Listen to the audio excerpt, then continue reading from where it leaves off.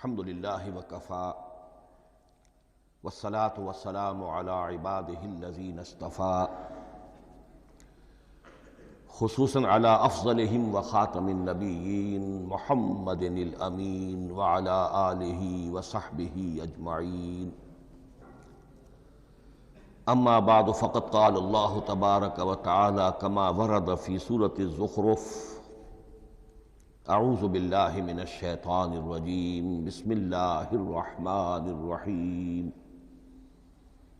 حامیم والکتاب المبین انا جعلناہ قرآنا عربیا لعلکم تعقلون وَإِنَّهُ فِي أُمِّ الْكِتَابِ لَدَيْنَا لَعَلِيٌّ حَكِيمٌ وقال تبارک وتعالی کما ورد فی سورة الواقعہ فلا اقسم بمواقع النجوم وإنه لقسم لو تعلمون عظیم انه لقرآن کریم فی کتاب مکنون لا یمسہ الا المطہرون تنزیل من رب العالمین وقال عز وجل کما ورد فی آخر سورة الفجر بل هو قرآن مجید فی لوح محفوظ صدق اللہ العظیم رب اشرح لی صدری ویسر لی امری واحلل عقدۃ من لسانی یفقہوا قولی اللہم ربنا الہمنا رشدنا واعذنا من شرور انفسنا اللہم ارنا الحق حقا وارزقنا اتباعہ وارنا الباطل باطلا وارزقنا اجتنابہ اللہم ارحمنا بالقرآن العظیم واجعلہ لنا اماما ونورا وہدى ورحمہ اللہم ذکرنا منہ ما نسینا وعلمنا منہ ما جہلنا وارزقنا تلاوتہ آناء اللیل وآناء النہار واجعلہ لنا حجتا یا رب العالمین آمین۔ آج شعبان معظم کی 28ویں شب ہے اور ہم ماہ رمضان مبارک کے دوران نماز تراویح کے ساتھ دورہ ترجمہ قرآن کی تمہید کے طور پر آج اور کل تعارف قرآن کے ضمن میں بعض چیزوں پر غور کریں گے تاکہ اثناء دورہ ترجمہ قرآن یہ چیزیں آپ کے ذہن میں ایک پس منظر کے طور پر موجود رہیں۔ رمضان مبارک میں نماز تراویح کے ساتھ دورہ ترجمہ قرآن کا جو سلسلہ ہم نے شروع کیا اب اسے 15 برس سے زائد ہو چکے ہیں۔ الحمدللہ کہ اس کا چرچا اب وسیع و عریض پیمانے پر ہو چکا ہے، نہ صرف اندرون ملک بیرون ملک بھی۔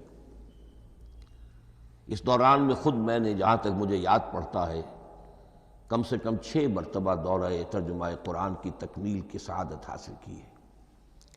2 مرتبہ اس سے قبل کراچی میں، 3 مرتبہ لاہور میں، 1 مرتبہ ملتان میں، 1 مرتبہ ابوظہبی میں۔ اور اس سال جو میں اپنی اب ضعیفی اور اپنے علالت کے باوجود یہ ہمت کر رہا ہوں اس کا ایک خاص سبب ہے، اور وہ یہ کہ اللہ کے فضل و کرم سے بعض صورتیں ایسی پیدا ہوئیں کہ کیبل ٹی وی پر میرے ان دروس قرآن یا دورہ ترجمہ قرآن کے کیسٹ دکھائے گئے بھارت میں، اور وہیں سے یہ درخواست بھی موصول ہوئی کہ ہم چاہتے ہیں کہ اسے سیٹلائٹ پر ٹیلی کاسٹ کرائیں، لیکن اس کے لیے اس کی جو ریکارڈنگ ہے اس کا معیار بہتر ہونا چاہیے۔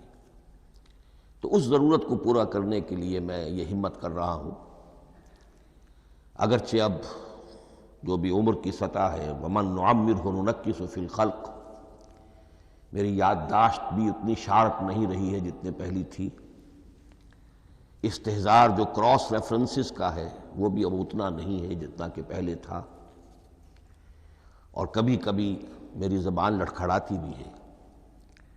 ان تمام معذوریوں کے باوجود اس ایک اہم ضرورت کے تحت میں نے یہ ارادہ کیا۔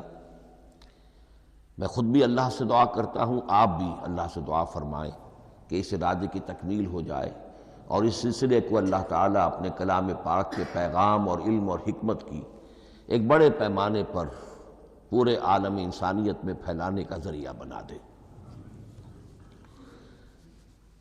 تعارف قرآن کے ضمن میں سب سے پہلی بات جو سمجھنے کی ہے وہ یہ کہ قرآن مجید کے بارے میں ہمارا اجمالی عقیدہ کیا ہے۔ یہ 3 جملوں پر مشتمل ہو سکتا ہے۔ ہمارے نزدیک قرآن اللہ کا کلام ہے جو محمد الرسول اللہ صلی اللہ علیہ وسلم پر نازل ہوا، اور تیسرے یہ کہ یہ مکمل محفوظ شکل میں موجود ہے، بنوعاً، اس میں نہ کوئی تحریف ہوئی ہے نہ کوئی تبدیلی ہوئی ہے۔ یہ کم سے کم 3 اجزاء ہیں ہمارے عقیدے کے قرآن مجید کے بارے میں۔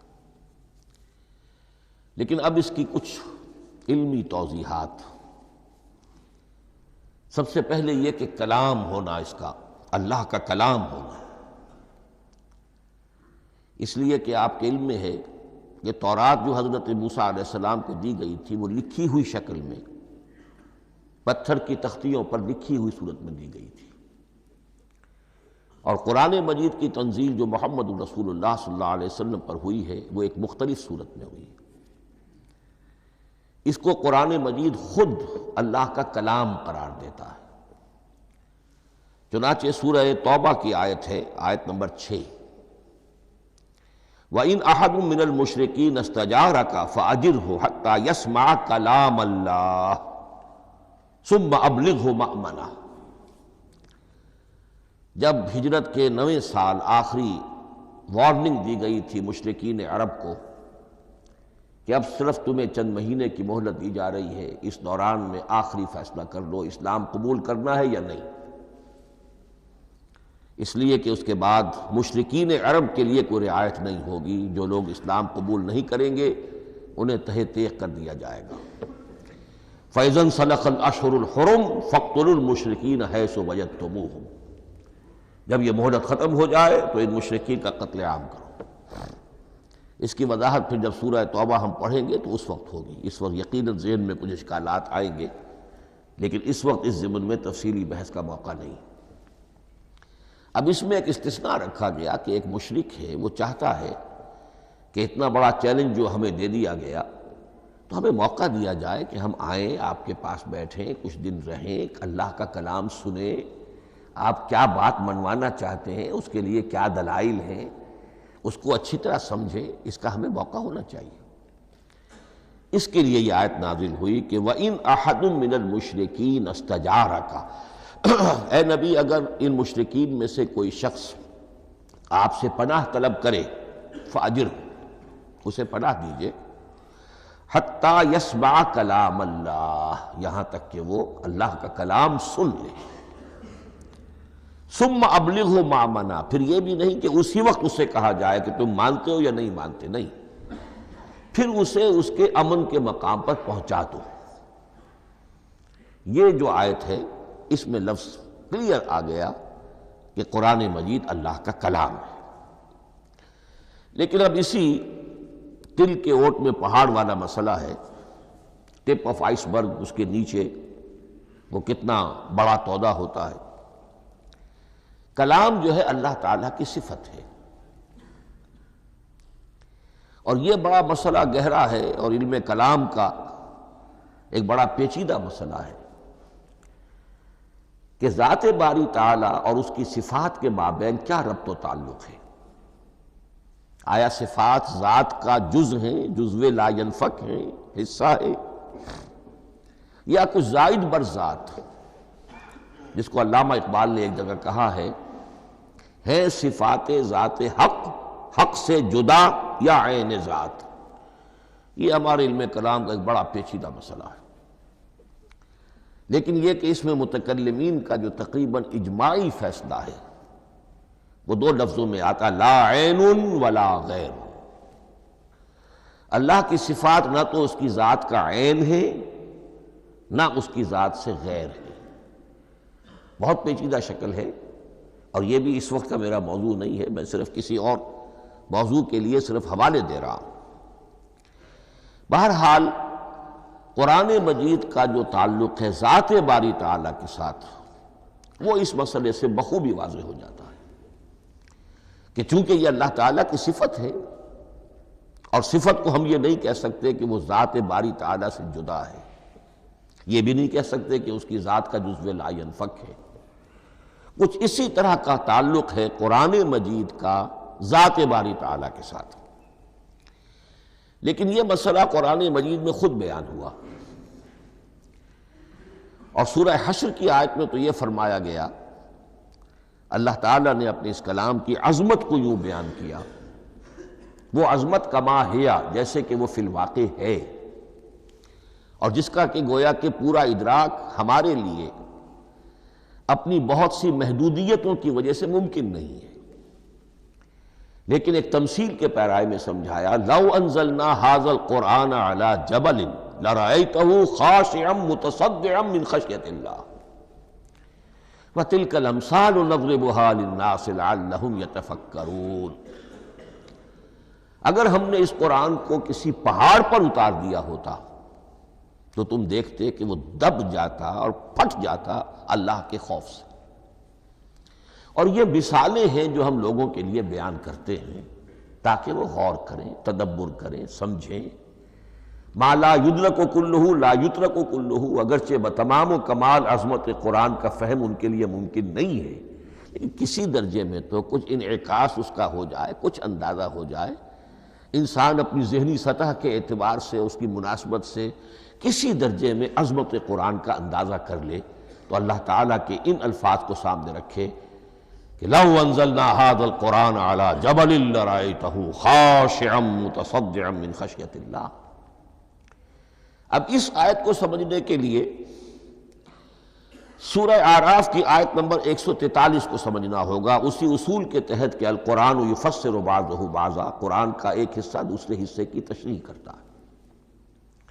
وہاں یہ واقعہ بیان ہوا ہے کہ حضرت موسیٰ علیہ السلام کو جب اللہ تعالیٰ نے کوہ طور پر طلب فرمایا 30 راتوں کے لیے، جس میں بعد میں 10 کا اضافہ کر کے وہ ایک 40 رات کا ایک کورس بنا، دن رات، اس موقع پر جو مخاطبہ الہی، مکالمہ الہی سے مشرف ہوئے حضرت موسیٰ علیہ السلام، تو ان کی آتش شوق بھڑکی اور انہوں نے بڑی جرأت کر کے یہ درخواست کر دی، رب ارنی انظر الیک، پروردگار مجھے اپنا دیدار بھی عطا فرما، مجھے موقع عنایت فرما، میں تجھے دیکھ سکوں۔ یہ ان کی وہ آتش شوق کا مسئلہ ہے، لیکن جواب کیا ملا؟ لن ترانی، تو مجھے ہرگز نہیں دیکھ سکتے، ولکن انظر الی الجبل فإن استقر مکانہ فسوف ترانی۔ لیکن ظاہر بات ہے کہ حضرت موسیٰ علیہ السلام کو بات سمجھانے کے لیے کچھ مشاہدہ بھی کرانا تھا۔ فرمایا تم مجھے نہیں دیکھ سکتے، البتہ اس سامنے کے پہاڑ پر نگاہ جماؤ، ہم اس پر اپنی ایک تجلی ڈالیں گے۔ یہ اگلی الفاظ کے اندر وضاحت ہے، میں یہاں پہلے سے بیان کر رہا ہوں سمجھانے کے لیے۔ اگر وہ پہاڑ ہماری اس تجلی کو، تجلی کسے کہتے ہیں؟ جلا، روشنی، تو اللہ تعالیٰ کی طرف سے کوئی خاص اس کے نور کا جب پرتو ہوتا ہے کسی شے پر تو وہ اس کی تجلی ہے۔ ہم اپنی ایک تجلی اس پہاڑ پر ڈالیں گے، اگر وہ اس کو جھیل جائے، اپنی جگہ کھڑا رہ جائے، تو تم سمجھنا کہ شاید تم بھی ہمیں دیکھ سکو۔ فلما تجلی ربہ للجبل، اب یہاں وہ لفظ آ گیا، جب اللہ نے تجلی اپنی پہاڑ پر ڈالی، جعلہ دکا وخر موسیٰ صعقا، وہ پہاڑ ریزہ ریزہ ہو گیا اور حضرت موسیٰ بے ہوش ہو کر گر گئے۔ اب یہ بے ہوش ہو کر گر جانا، جبکہ وہ تجلی براہ راست بھی نہیں ہے، بالواسطہ ہے۔ مشاہدہ جو کر رہے حضرت موسیٰ وہ بالواسطہ ہے، تجلی پہاڑ پر ہے، لیکن یہ کہ اس کا بھی بالواسطہ اس کا جو ہوا ہے، اس کی جو تاثیر ہوئی حضرت موسیٰ علیہ السلام پر کہ وہ اس کتاب نہ لا سکے اور بے ہوش ہو کر گر گئے۔ یہاں سے یہ بات سمجھ میں آتی ہے کہ یہ تجلی ذات باری تعالیٰ تھی جس نے کوہ طور کو جلا کر بھسم کر دیا یا ٹکڑے ٹکڑے کر دیا، ریزہ ریزہ کر دیا۔ اب ذات الہی کے ساتھ جو تعلق ہے کلام الہی کا، اور یہ صفت جو لا عین ولا غیر کے درجے میں ہے ذات کے ساتھ، تو وہی تاثیر اس کلام الہی کی بھی ہے۔ لو انزلنا هذا القرآن على جبل لرأيته خاشعا متصدعا من خشية الله وتلك الامثال نضربها للناس لعلهم يتفكرون۔ اس حقیقت کو اس دور میں میں اپنے مطالعے کی محدودیت کا اعتراف کرتے ہوئے عرض کر رہا ہوں کہ میرے نزدیک جس قدر پرشکوہ انداز میں علامہ اقبال نے بیان کیا ہے، اسی کیفیت کو وہ شاید اس کی کوئی مثال نہ مل سکے۔ فاش گویم آنچ در دل مضمر است، یہ کتابیں نیست چیزیں دیگر است۔ میں صاف ہی کہہ دیتا ہوں جو میرے دل میں چھپی ہوئی بات ہے۔ فاش گویم آنچ در دل مضمر است، یہ کتابیں نیست، اس قرآن کو کتاب نہ سمجھنا، یہ کچھ اور شے ہے، چیزیں دیگر است۔ اب وہ چیزیں دیگر کیا ہے؟ وہی جو میں نے عرض کیا، ذات باری تعالیٰ اور کلام کا صفت باری تعالیٰ ہونا، اس کے بنا پر جو مناسبت ہے، جو قرب ہے، جو مشابہت ہے۔ مثل حق پنہاؤ ہم پیداستو، زندہ و پائندہ و گویاستو۔ اس کلام میں اللہ تعالیٰ کی ساری صفات کا انعکاس موجود ہے۔ یہ بات ویسے بھی سمجھ میں آتی ہے، کوئی شخص ذرا گفتگو کرے، چند جملے جب وہ ادا کرے گا اپنی زبان سے، تو معلوم ہو جائے گا کہ اس کے فہم کا، اس کی دانش کا، اس کے مطالعے کا حدود اربع کیا ہے اور اس کے ذہن کی سطح کیا، سمجھ میں آ جائے گی بات۔ اس لیے کہ کلام جو ہے وہ متکلم کی پوری شخصیت کی عکاسی کر رہا ہوتا۔ تانت بازی راگ پایا، چند جملے کسی نے کہا، پتہ چل گیا کہ یہ کس سطح کے آدمی ہیں، علمی اعتبار سے، معلوماتی اعتبار سے، تہذیبی اعتبار سے، کلچرڈ ہیں یا نہیں ہیں۔ یہ ساری باتیں چند جملوں میں واضح ہو جائیں گی۔ تو اللہ تعالیٰ کی بھی جملہ صفات کا عکس اس قرآن میں موجود ہے۔ ان میں سے جن چند چیزوں کا ذکر علامہ نے شعر میں کیا، وہ جو سورہ حدید کی آیت ہے، هو الاول والآخر والظاہر والباطن، اللہ الظاہر بھی ہے، الباطن بھی ہے۔ اتنا ظاہر کہ اس سے زیادہ ظاہر کوئی شے نہیں، اور اتنا باطن کہ اس سے زیادہ چھپی ہوئی کوئی شے نہیں۔ اسی لیے حضور سے جو منقول ہیں الفاظ کہ پروردگار انت الظاہر فلیس فوقک شیء وانت الباطن فلیس دونک شیء، یہی کیفیت قرآن کی ہے۔ مثل حق پنہاؤ ہم پیداستو، پنہا بھی ہے، ظاہر بھی ہے، جیسے ذات باری تعالیٰ، اور جیسے اللہ تعالیٰ کی شان ہے جو آیت الکرسی کے شروع میں آئی، الحی القیوم۔ مثل حق پنہاؤ ہم پیداستو، زندہ ہو پائندہ ہو گویاستو۔ یہ قرآن جو ہے اللہ تعالیٰ کی صفات کا ایک عکس اپنے اندر رکھتا ہے۔ اس سے ذرا آگے چلیے، کلام کے بارے میں۔ اب کلام الہی ظاہر بات ہے کہ صفت ہے، اور صفت قدیم ہے۔ اللہ کی صفات حادث نہیں ہے، اللہ کی ذات بھی قدیم ہمیشہ سے ہے، اور اس کی صفات بھی قدیم ہمیشہ سے۔ اور یہ جو کلام الہی ہے، ظاہر بات ہے کہ یہ جو ہماری زبان کے حروف و اصوات ہیں، کلام الہی تو ان سے منزہ ہے، مبرہ ہے، ماورا ہے، اعلیٰ ہے، عرفہ ہے۔ ہماری زبانوں کے حروف و اصوات، الفابیٹس جگہ جگہ تبدیل ہو جائیں گے، انگریزی کے کچھ اور ہیں، اردو کے کچھ اور ہیں، عربی کے کچھ اور ہیں۔ کلام الہی ان تمام سے آگاہ، عرفہ، منزہ اور مبرہ ہے۔ یہ کلام الہی جب بھی نازل ہوا ہے، ظاہر بات ہے حضرت موسیٰ پر اگر کتاب اتاری گئی وہ بھی علم الہی سے آئی، لیکن وہ عبرانی زبان میں آئی۔ حضرت عیسیٰ علیہ السلام پر انجیل اتاری گئی، ہم یقین سے نہیں کہہ سکتے، دو میں سے کسی ایک زبان میں اتاری گئی ہوگی، یا عبرانی ہوگی، اس لیے کہ شام کے جس علاقے میں، فلسطین کے جس علاقے میں ان کی پیدائش ہوئی اور جہاں وہ دعوت و تبلیغ کے لیے گھومتے رہے، اس کے عوام کی زبان تھی آرامی اور خواص کی زبان تھی عبرانی، ہیبریو۔ تو یا تو وہ بھی تورات کی طرح عبرانی ہی میں نازل ہوئی تھی یا آرامی میں ہوگی، لیکن اب کوئی نسخہ نہ ہیبریو کا، کوئی قدیم نسخہ دنیا میں موجود ہے، نہ آرامی کا۔ جو سب سے پرانا نسخہ ملتا ہے انجیل کا وہ اس کا ترجمہ ہے، لیٹن زبان کا ترجمہ ہے یا گریک ترجمہ ہے، اصل کوئی نہیں۔ بہرحال جب وہ کلام الہی محمد الرسول اللہ پر نازل ہوا، اب اس نے حروف و اصوات کا وہ جامہ پہنا کہ جو عربی زبان کے ہیں۔ یہی وجہ دیکھیے، میں نے جو آیت سورہ حامیم، یہ جو سلسلہ سور ہے اس میں سے سورہ زخرف کی آیت جو میں نے آپ کو سنائی، حامیم والکتاب المبین انا جعلناہ قرآنا عربیا لعلکم تعقلون، ہم نے بنا دیا ہے اپنے اس کلام کو قرآن عربی،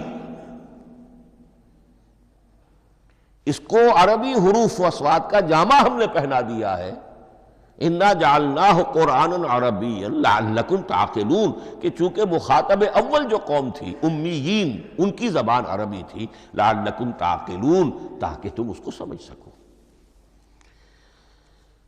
اب اس سے آگے چلیے، اصل قرآن مجید کے 3 مقامات سے معلوم ہوتا ہے، اصل قرآن اللہ کے پاس ہے۔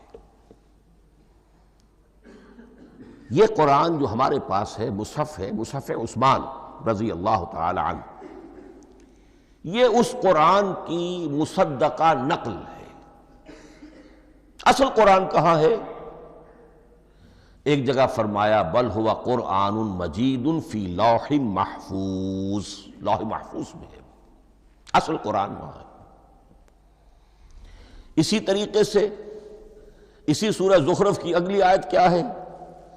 ہم نے اسے عربی قرآن بنا کر اتارا، لیکن اصل قرآن کیا ہے؟ وَإِنَّهُ فِي أُمِّ الْكِتَابِ لَدَيْنَا لَعَلِيٌّ حَكِيمٌ، حقیقت میں تو یہ ام الکتاب میں ہے جو ہمارے پاس ہے، اور علی ہے، بہت بلند، حکیم، بڑی حکمت والا، یا محکم مضبوط۔ حکیم کے دونوں معنی ہیں، استحکام بھی اسی ہے کاف اور میم کے مادے سے بنا ہے، کسی شے کا پختہ ہو جانا، مضبوط ہو جانا، اور عقل کی پختگی وہ حکمت ہے، وہ دانائی ہے۔ اس اعتبار سے نوٹ کیجئے، اصل قرآن کہاں ہے؟ لوح محفوظ میں۔ اصل قرآن کہاں ہے؟ ام الکتاب میں۔ اسی کو کہا گیا ہے ایک اور مقام پر، فی صحف مکرمۃ مرفوعۃ مطہرۃ بایدی سفرۃ کرام بررہ۔ یہ قرآن، اصل قرآن تو بڑے صحیفوں میں، ان صحیفوں میں ہے، ان صفحات میں ہے، ان اوراق میں ہے، جس کی شان کیا ہے؟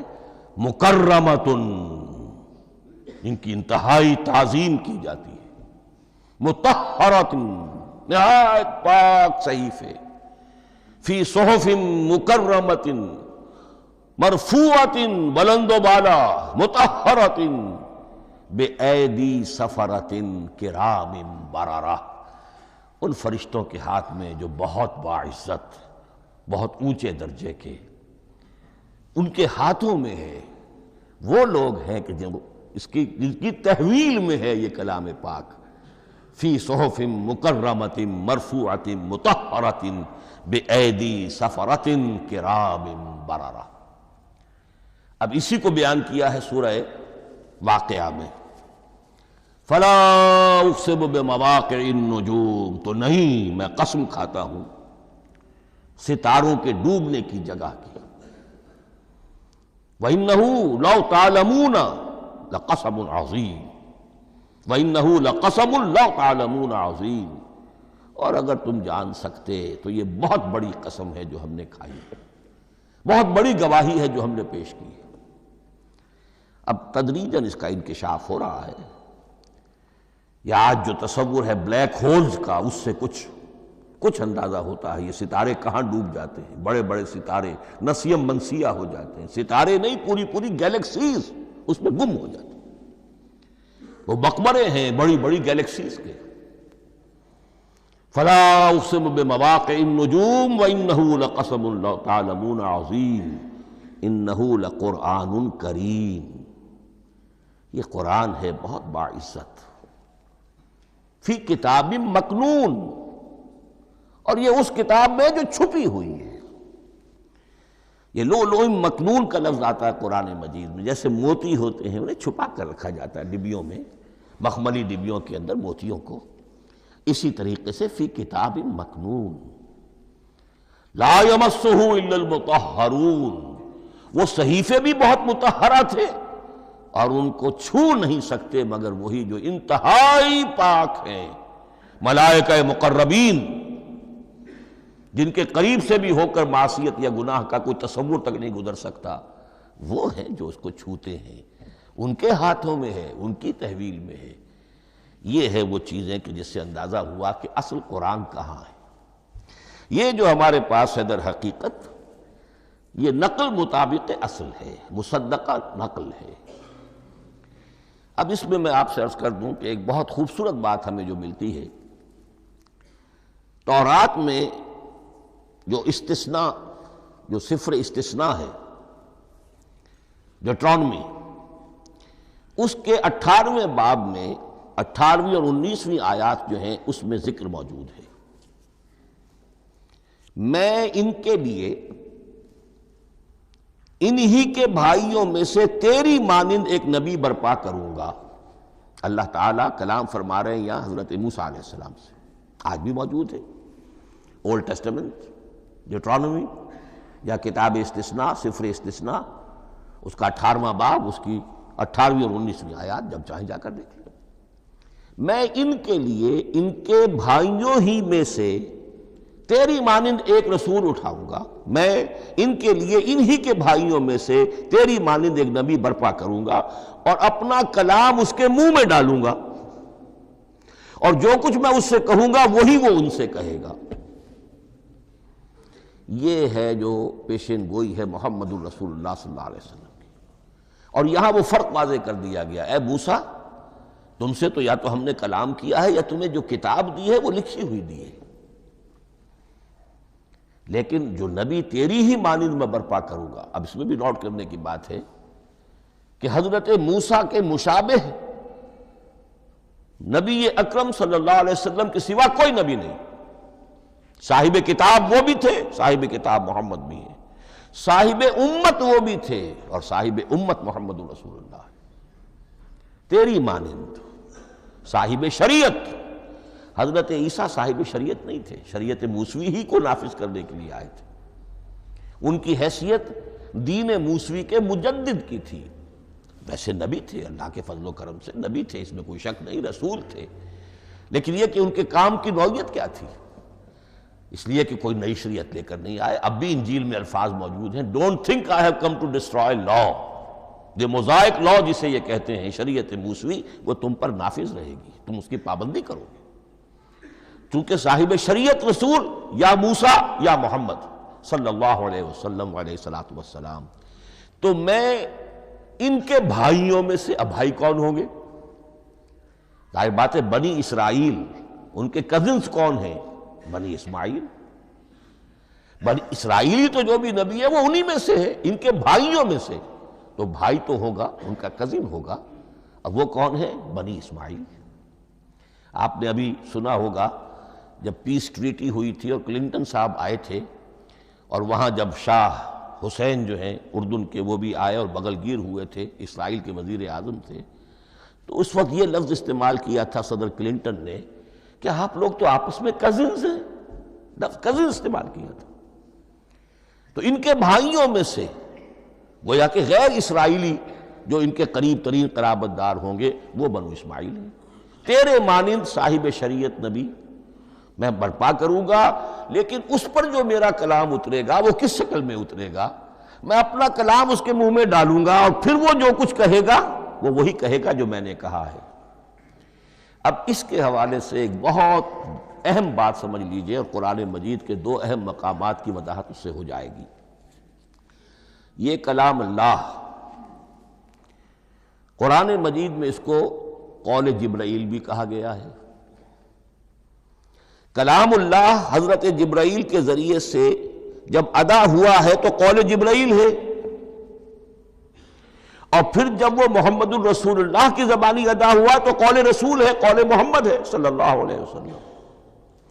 یہ قول اللہ بھی ہے، قول جبرائیل بھی ہے، اور قول محمد بھی ہے بیک وقت۔ یہ بات دیکھیے سورہ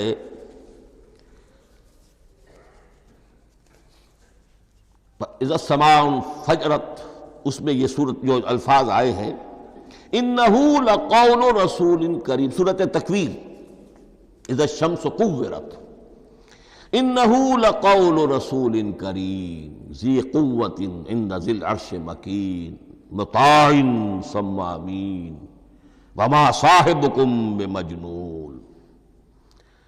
یہ یہاں پر حضرت جبرائیل کا ذکر ہو رہا ہے۔ وما ہوا بقول شیطان الرجیم، محمد تک اس قرآن کو لانے والا تو وہ بلند پائے کا فرشتہ ہے، یہ کوئی شیطان رجیم نہیں ہے۔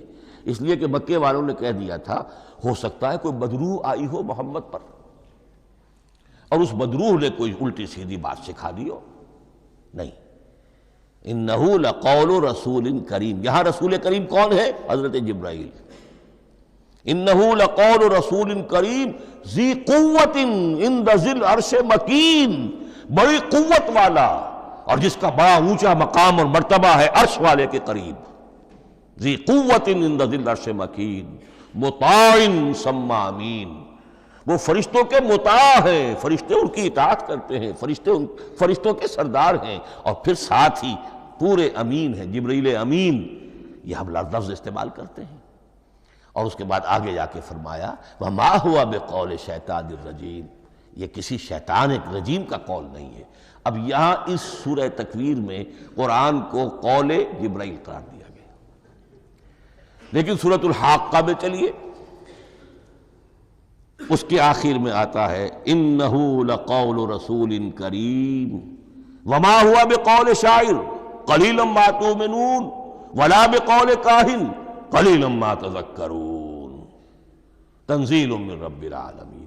یہاں اب رسول کریم سے مراد محمد الرسول اللہ صلی اللہ علیہ وسلم، یہ کسی شاعر کا قول نہیں ہے، کسی کاہن کا قول نہیں ہے، یعنی جس کے زبانی یہ قرآن لوگوں کے سامنے آ رہا ہے۔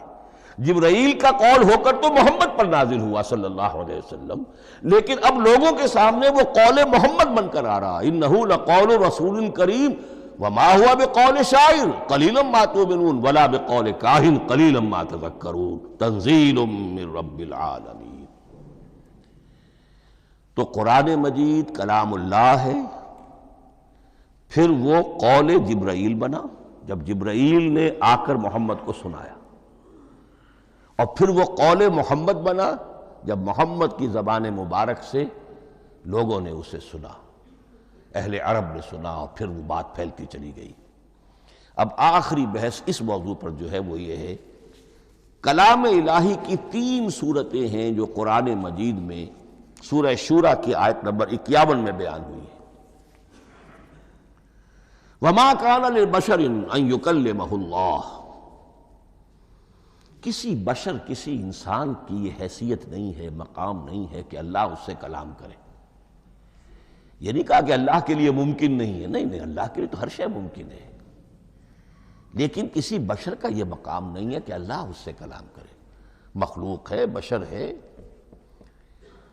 ما کان لبشر ان یکلمہ اللہ الا اب 3 شکلیں آئیں، الا وحیا او من وراء حجاب او یرسل رسولا فیوحی باذنہ ما یشاء انہ علی حکیم۔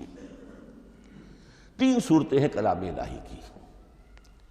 یا تو براہ راست اللہ وحی کرتا ہے بغیر کسی فرشتے کی درمیان میں ذریعہ بنائے ہوئے، اسی کا نام الہام ہے، اسی کا نام تحدیث ہے۔ یہ غیر نبی کے ساتھ بھی ہوتا ہے۔ حضور نے فرمایا ہر نبی کی امت میں محدث ہوتے تھے جن سے اللہ کلام کرتا تھا، اور میری امت کا محدث عمر ہے رضی اللہ تعالی عنہ۔ محدث نہیں، محدث کے معنی ہے علم حدیث کا ماہر۔ امام بخاری محدث ہیں، امام مسلم محدث ہیں۔ محدث تحدیث سے مفعول بنا جس سے بات کی جاتی ہے، محدث۔ اللہ بات کرتا ہے، اللہ دل میں ڈال دیتا ہے، القاء ہو جاتا ہے، الہام ہو جاتا ہے، کوئی فرشتہ درمیان میں نہیں، براہ راست۔ دوسری شکل کلام کی کیا ہے؟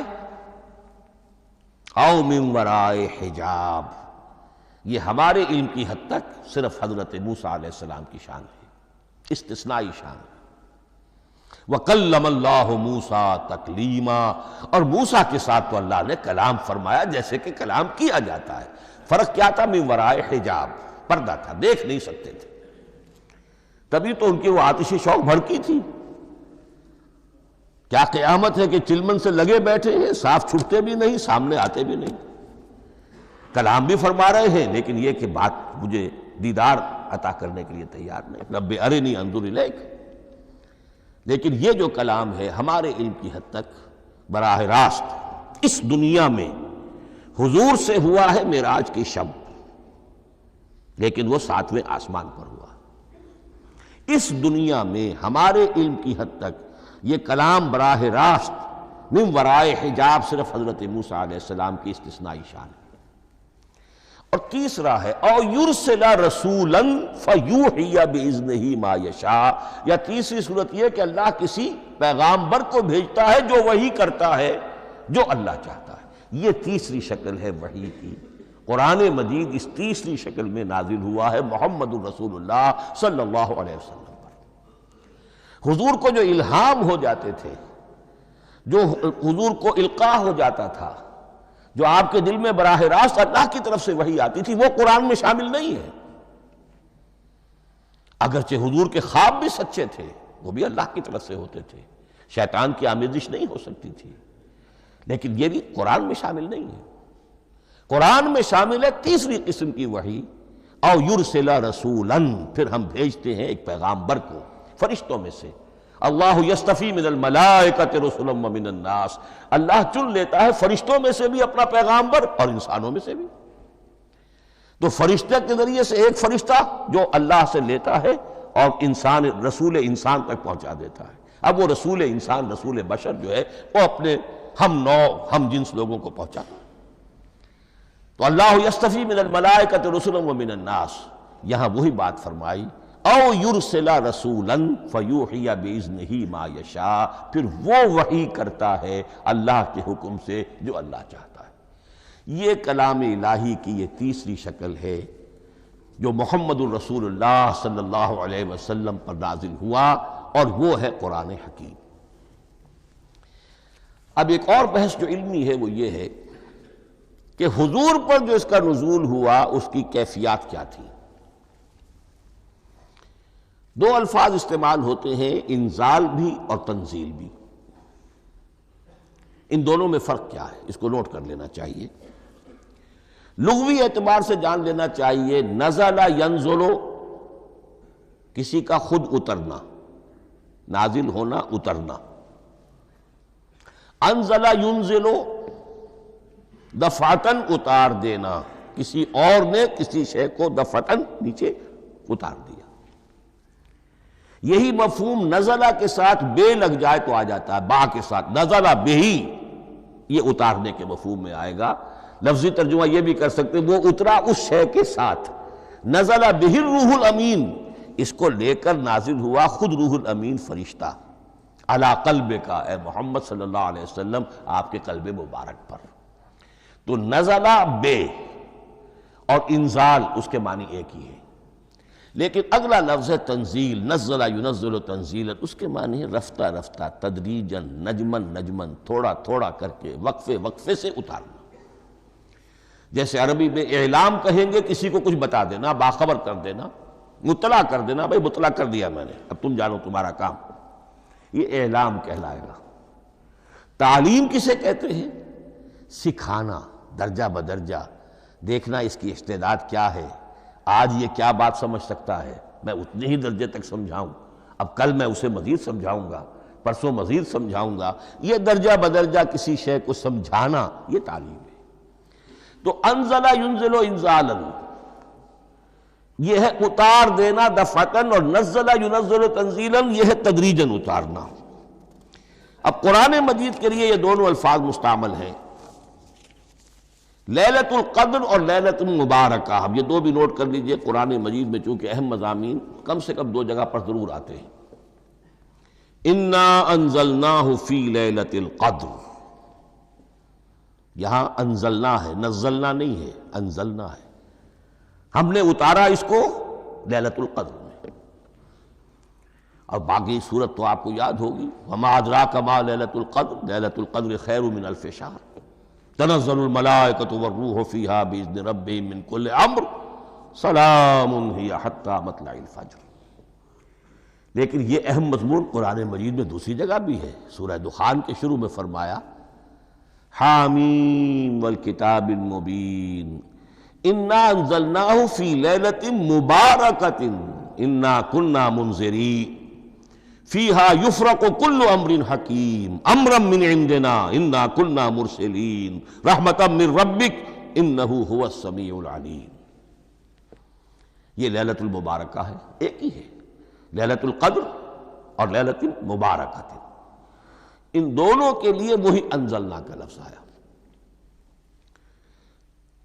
لیکن یہ کہ سابقہ کتابوں کے اعتبار سے قرآن مجید کا فرق واضح کیا گیا ہے، مثلا سورہ نساء کی آیت نمبر 136 بہت نمایاں ہے، بہت نمایاں ہے۔ وہاں فرمایا گیا یا ایھا الذین آمنوا آمنوا باللہ ورسولہ والکتاب الذی نزل علی رسولہ والکتاب الذی انزل من قبل۔ اے ایمان کے دعوے دارو، حقیقتاً ایمان لاؤ، ایسے ایمان لاؤ جیسے ایمان لانے کا حق ہے، اللہ پر بھی اور اس کے رسول پر بھی، اور اس کتاب پر بھی جو اللہ نے اپنے رسول پر نازل فرمائی، اور اس کتاب پر بھی جو اللہ نے پہلے نازل فرمائی۔ لیکن نازل کے لیے یہاں آیا حضور کے لیے والکتاب الذی نزل علی رسولہ، تنزیل کی شکل میں، اور تورات کے لیے والکتاب الذی انزل من قبل، وہ تو دفعۃ واحداً لکھی ہوئی تختیوں کی شکل میں حضرت موسیٰ علیہ السلام کو دے دی گئی تھی۔ تو یا ایھا الذین آمنوا آمنوا باللہ ورسولہ والکتاب الذی نزل علی رسولہ والکتاب الذی انزل من قبل۔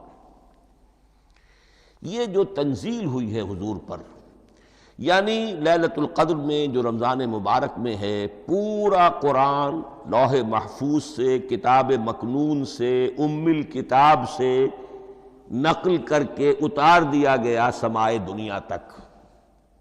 پہلا آسمان جسے ہم کہتے ہیں سمائے دنیا، وہ آسمان جو قریب ترین ہے دنیا کے، وہاں سے اب یہ درجہ بدرجہ، تھوڑا تھوڑا، چند آیتیں، چند سورتیں، پھر آیتیں، پھر سورتیں، یہ نازل ہوا محمد الرسول اللہ صلی اللہ علیہ وسلم پر۔ گویا کہ پہلا مرحلہ انزال کا ہے، پورا قرآن لوح محفوظ یا کتاب مکنون یا ام الکتاب سے نقل کر کے اتار دیا گیا سمائے دنیا تک۔ یہ ہے انزل ینزل انزالا، انا انزلناہ فی لیلۃ القدر انا انزلناہ فی لیلۃ مبارکہ۔ لیکن محمد الرسول اللہ پر یہ نازل ہوا اب تھوڑا تھوڑا، نجمن نجمن، درجہ بدرجہ، تدریجاً، یہ ہے تنزیل۔ اس تنزیل کی حکمت قرآن مجید میں بیان ہوئی ہے، اور اس اعتبار سے کہ اہل عرب نے، اہل مکہ نے اعتراض کیا تھا کہ یہ پورا قرآن کیوں نہیں محمد ایک ہی مرتبہ پیش کر دیتے صلی اللہ علیہ وسلم۔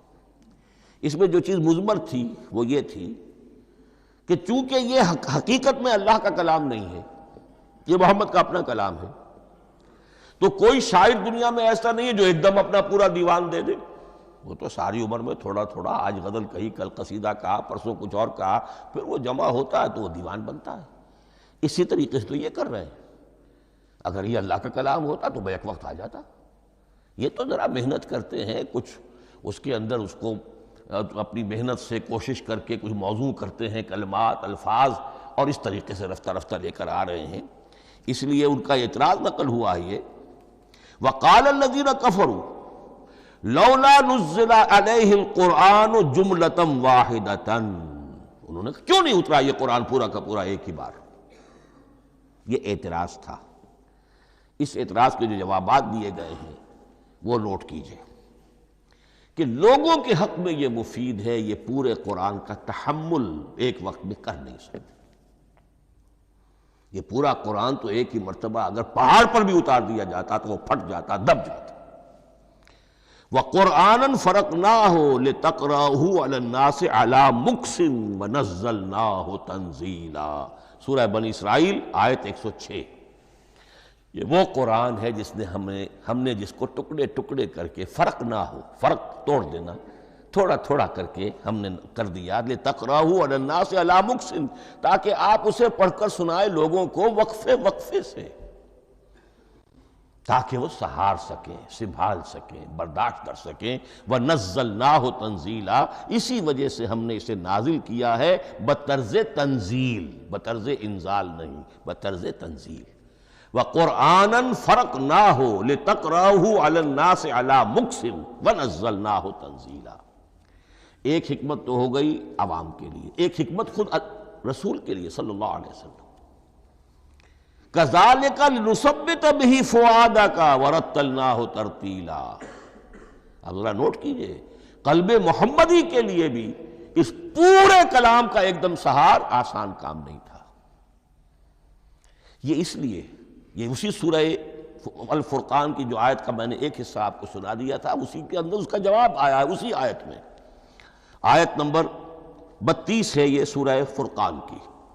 وَقَالَ الَّذِينَ كَفَرُوا لَوْلَا نُزِّلَ عَلَيْهِ الْقُرْآنُ جُمْلَةً وَاحِدَةً، یہ اعتراض ہے۔ جواب کیا ہے؟ كَذَلِكَ لِنُثَبِّتَ بِهِ فُؤَادَكَ، ہم نے یہ اس لیے کیا ہے نبی کہ اس کے ذریعے سے آپ کے دل کو ٹھہراؤ اور جماؤ عطا کریں، یہ ایک دم اس کا اتر جانا۔ اِنَّا سَنُلْقِي عَلَيْكَ قَوْلًا ثَقِيلًا، بڑا بھاری بوجھ ہے، ناقابل برداشت ہے، تاکہ رفتہ رفتہ آپ کا دل، اس کے اندر تقویت بڑھتی چلی جائے، اس کے اندر اور اس کا تحمل جو ہے اس کی صلاحیت بڑھتی چلی جائے۔ كَذَلِكَ لِنُثَبِّتَ بِهِ فُؤَادَكَ وَرَتَّلْنَاهُ تَرْتِيلًا، اسی لیے ہم نے تھوڑا تھوڑا کر کے نازل کیا ہے۔ وَلَا يَأْتُونَكَ بِمَثَلٍ إِلَّا جِئْنَاكَ بِالْحَقِّ وَأَحْسَنَ تَفْسِيرًا، ساتھ ہی فرمایا کہ یہ لوگ جو بھی اعتراض کریں گے ہم اس کا جواب بھی اور بہترین تعویل بھی آپ کو دے دیں گے۔ اب اگلی بحث یہ ہے، یہ قرآن کب اور کہاں نازل ہوا؟ یہ عام معلوماتی شے ہے، اس میں کوئی پیچیدگی نہیں ہے، لیکن اس کی اہمیت ہے بہت ضروری ہے، وہ میں انشاءاللہ اگلی بحث میں جبکہ قرآن کے سمجھنے کے جو اصول ہیں ان کو بیان کروں گا تو وضاحت سے بات آئے گی۔ یہ کہ یہ عام معلوماتی ایک ہمارے ذہن میں خاکہ رہنا چاہیے، زمان و مکان کا کیا رشتہ ہے قرآن کے ساتھ۔ قرآن نازل کب ہوا؟ ہمارا چونکہ عام طور پر جو معمول ہے، ہم تو جو کرسچین ایرا ہے اس کے حوالے سے ہمارے ذہن کے اندر سارا حساب کتاب ہے، تو سن 610 عیسوی سے لے کر 632 عیسوی تک شمسی حساب سے 22 سالوں میں قرآن نازل ہوا ہے۔ 571 حضور کی ولادت کا سال ہے، 571 عیسوی۔ 610 میں آپ 39 سال کے ہوئے، لیکن قمری حساب سے 40 کے ہو چکے۔ 610 میں قرآن کی تنزیل شروع ہوئی اور 632 میں آپ کا انتقال ہوا۔ 22 برس زمانی اعتبار سے نقشہ ذہن میں رکھیے، اور اسے ہم اگر دوسرے حساب سے کہیں گے تو عام الفیل، وہ جو ابرہہ آیا تھا بیت اللہ کو ڈھانے کے لیے، وہ سال عربوں میں بہت مشہور ہو گیا تھا، اور وہی سال حضور کی ولادت کا ہے، تو عام الفیل ہی میں حضور کی ولادت ہوئی، لہذا 40 عام الفیل میں قرآن مجید کا نزول شروع ہوا، اور 11 ہجری تک یہ 23 برس بنتے ہیں قمری حساب سے۔ ایک رائے یہ بھی ہے کہ قرآن کا نزول 20 برس میں ہوا ہے، اور اس میں وضاحت یہ ہے کہ پہلے 3 سال اللہ تعالیٰ نے ایک فرشتے کو، حضرت اسرافیل علیہ السلام کو مامور کیا تھا حضور کی تعلیم پر۔ دنیاوی اعتبار سے حضور نے کوئی تعلیم حاصل نہیں کی، آپ امی تھے، آپ نے دنیاوی اعتبار سے کسی کے سامنے زانو تلمس طے نہیں کیا، کہیں کوئی تعلیم حاصل نہیں کی، کہیں کوئی تحصیل علم نہیں کیا، لیکن اللہ تعالیٰ نے علمہ شدید القوا، اللہ تعالیٰ نے جو کچھ انہیں سکھایا ہے، جو علم انہیں عطا کیا ہے، تو ایک روایت یہ ہے کہ 3 برس تک، اور اس کے بعد پھر قرآن نازل ہونا شروع ہوا تو 20 برس تک قرآن نازل ہوا۔ لیکن وہ لوگ بھی مانتے ہیں کہ سورہ علق کی آیتیں نازل ہو چکی تھی، پھر 3 برس کا وقفہ ہے۔ سورہ علق کی آیتیں کیا ہے؟ جو پہلی وحی ہے، اقرأ بسم ربک الذی خلق خلق الانسان من علق اقرأ وربک الاکرم الذی علم بالقلم علم الانسان ما لم یعلم۔ گویا کہ بسم اللہ ہو رہی ہے محمد الرسول اللہ صلی اللہ علیہ وسلم کی تعلیم کی، اور جن گھرانوں میں یہ رواج ابھی تک چل رہا ہو، بسم اللہ بچوں کی کراتے ہیں، ایک تقریب کی شکل میں منعقد کرتے ہیں، ہمارے ہاں یہ رواج تھا، اب ہم چھوڑ چکے ہیں، کہ جو تقریب بھی حضور کی اور صحابہ کی زندگیوں سے ثابت نہ ہو، ہمیں کوشش کرنی چاہیے کہ ان تقریبات کا سلسلہ منقطع کریں۔ ما انا علیہ واصحابی، ہماری تقریبات جو ہیں وہ بس وہیں تک محدود رہنی چاہیے۔ بہرحال وہ جو ایک چلتی ہے روایت، 4 سال 4 مہینے 4 دن کا بچہ یا بچی ہو تو بسم اللہ یہی آیتیں پڑھی جاتی ہیں، پڑھ تو نہیں سکتا، انگلی رکھ کر پڑھانے والا کوئی عالم دین بیٹھ جاتا ہے سامنے، وہ نہا دھو کر بچہ یا بچی بیٹھی ہوئی ہے، اور اس کو اقرأ بسم ربک الذی خلق خلق الانسان من علق اقرأ وربک الاکرم الذی علم بالقلم علم الانسان ما لم یعلم۔ اب اس میں تو سارا پڑھنے پر زور ہے، حصول علم پر زور ہے، کسی تبلیغ کا حکم ہی نہیں، ابھی رسالت کا کوئی تذکرہ کچھ بھی نہیں، اس میں تو قیامت کا بھی کوئی ذکر نہیں۔ اب اس کے بعد روایت یہ ہے کہ 3 برس تک پھر حضرت اسرافیل دن رات حضور کے ساتھ رہے ہیں اور آپ کی تعلیم ہوئی ہے، اور پھر 3 برس کے بعد پھر وحی کا سلسلہ شروع ہوا ہے، واللہ عالم۔ لیکن یہ کہ جب سورہ اقرا نازل ہو چکی ہے اس کی 5 آیتیں، تو وہ 3 برس بھی اس کا وقفہ شمار ہوں گے، زمانہ نزول پھر وہی 23 برس رہے گا۔ اسی کے ساتھ میں نے عرض کیا تھا کہ دوسری بات یہ کہاں نازل ہوا قرآن۔ ایک لفظ میں تو یہ سمجھ لیجئے یہ حجاز میں نازل ہوا۔ حجاز جزیرہ نماء عرب کا ایک خاص حصہ ہے، پہاڑی سلسلہ، یوں سمجھ لیجئے، اس کو ذہن میں رکھیے۔ جزیرہ نماء عرب جو ہے وہ شمال سے جنوب کی طرف چوڑا ہوتا جاتا ہے، شمال میں شام اور عراق کی طرف جاتا ہے تو وہ تنگ ہے، پھر نیچے چوڑا ہو رہا ہے۔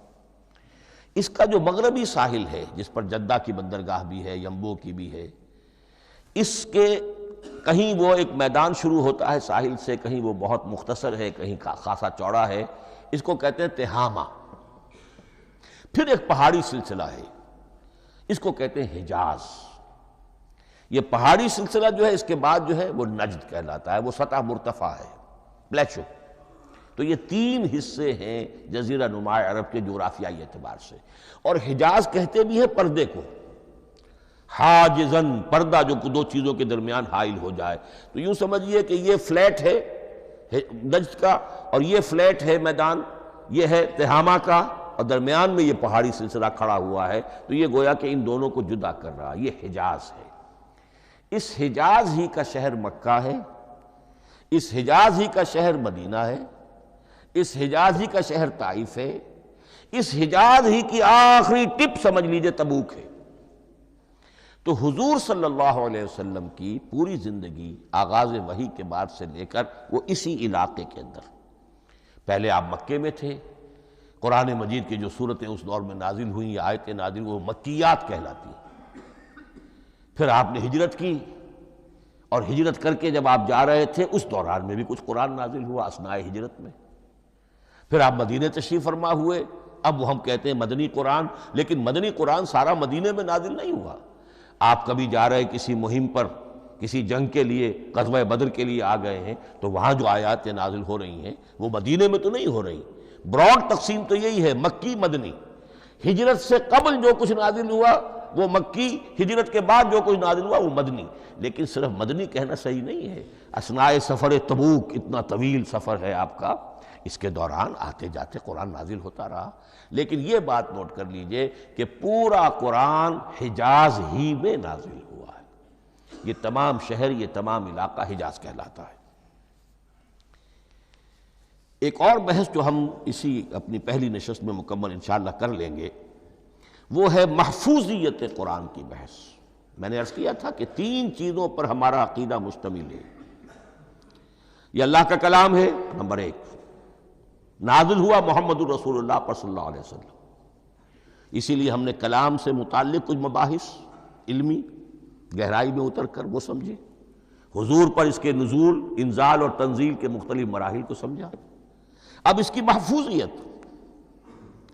محفوظیت کے اعتبار سے واقعہ یہ ہے کہ واحد کتاب ہے پوری دنیا میں، واحد کتاب جس کے بارے میں دشمن بھی تسلیم کرتے ہیں، چاہے وہ اسے اللہ کا کلام نہ مانے، لیکن یہ مانتے ہیں کہ بعین ہی وہ شے جو محمد نے اپنی امت کو دی تھی آج بھی امت کے پاس صحیح موجود ہے. ظاہر بات ہے اگر تو اسے اللہ کا کلام مانے، وہی مانے، تب تو مسلمان ہی ہو گئے. وہ تو یہی کہتے ہیں کہ بہرحال محمد نے چاہے خود لکھا، تصنیف کیا، جو بھی کچھ کیا، اس کو چھوڑ دیجئے، لیکن جو شے محمد نے اپنی امت کو دی تھی صلی اللہ علیہ وسلم، بعین ہی وہ شے موجود ہے. تو یہ محفوظیت قرآن کی جو ہے، جبکہ کوئی اور دنیا کی کتاب اس کی مدعی ہی نہیں.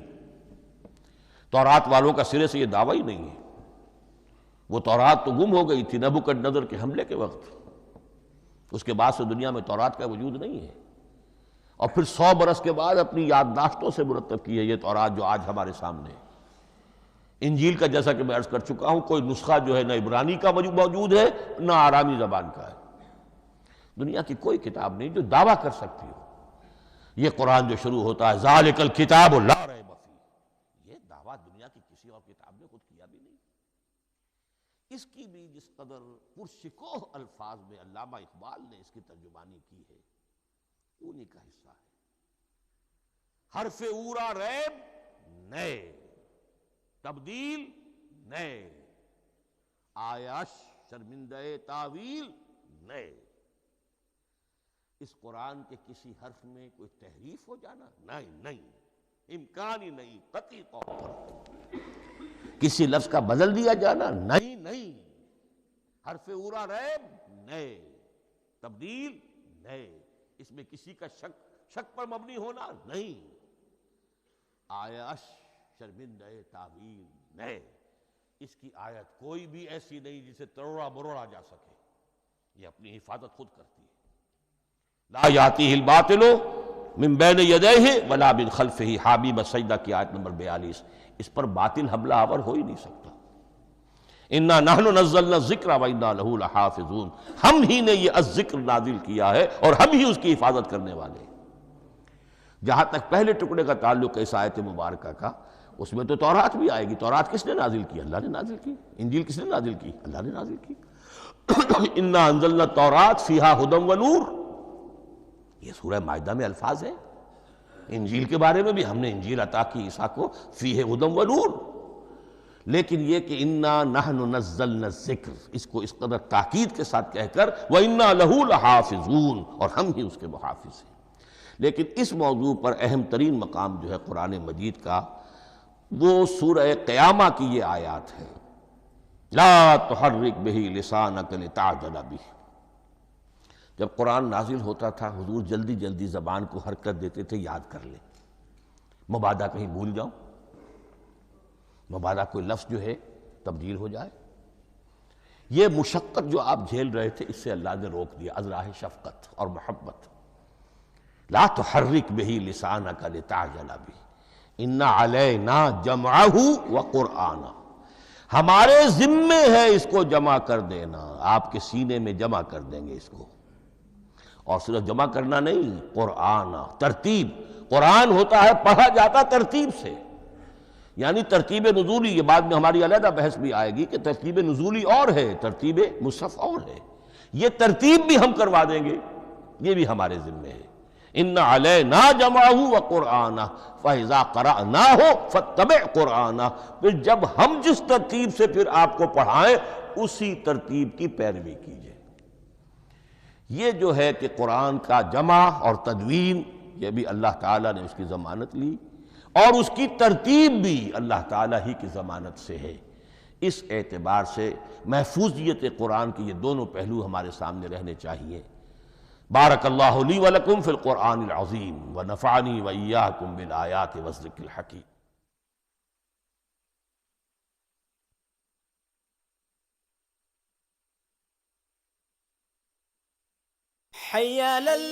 مزید ایسی اسلامی ویڈیوز کے لیے ہمارے چینل کو سبسکرائب کیجیے اور گھنٹی کے نشان کو دبائیے۔